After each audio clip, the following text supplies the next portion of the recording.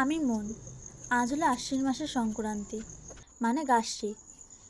মাঝরাতে উঠে অনেক নিয়ম পালন করতে হয়। সে ছোটোর থেকে মা আমাকে ভোরবেলা উঠিয়ে এসব নিয়ম পালন করায়। আমার ভীষণ রাগ হয়, এই শীতের মধ্যে এত সকাল সকাল উঠে এসব করে, কিন্তু নিয়ম করতেই হবে। ভাইকে তো অনেক সাধনা করে তারপরে তোলা হয়েছে। ও বারবার বলছে, লেপ বের করো, লেপ বের করো। এই যে বিচুলিগুলো গাছে বাঁধতে হয় আর বলতে হয়, এই বছর ফল না দিলে পরের বছর গাছ কেটে দেবো, তাহলে নাকি গাছ ফল দেয়। প্রদীপ 18টা প্রদীপ জ্বালাতে হয়, সেই প্রদীপগুলো আবার বাড়ির চারিদিকে দিতে হয়। ভাই তো শীতে গায়ের থেকে চাদরটা খুলছেই না। আরও কত নিয়ম, বাপরে বাপ।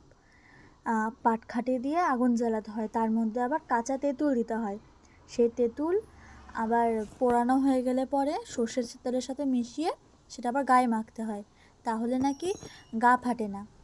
আগুন পোহাতে হয়, নিম পাতা খেতে হয়, খেয়ে মুখ ধুতে হয়, চিড়ে খেয়ে মুখ ধুতে হয়, তারপরে আখ খেতে হয়, কাঁচা হলুদ বেটে গায়ে মাখতে হয়। কিন্তু আজকে তো আমার আর ভাইয়ের দুজনারই জন্মবার, তাই আমরাও মাখিনি, আর মা তো গায়ে ছোঁয়াবে না, কারণ আমার আর ভাইয়ের জন্মবার।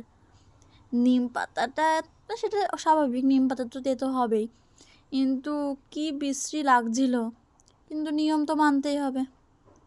আগে আজকের দিনে মা অনেক রকমের ভাজা করতো, প্রচুর ভাজা করতো, কিন্তু এখন মা সেগুলো কমিয়ে দিয়েছে। এখন মনে হয় 7-8 রকমের ভাজা করে। আর আর আজকে আমাদের 7 রকমের শাক খেতে হয়। মা বলে, আজকের দিনে তুই যা যা করবি সারা বছর তোর সাথে তাই হবে। তাই একটু বইটাও পড়ে নিলাম।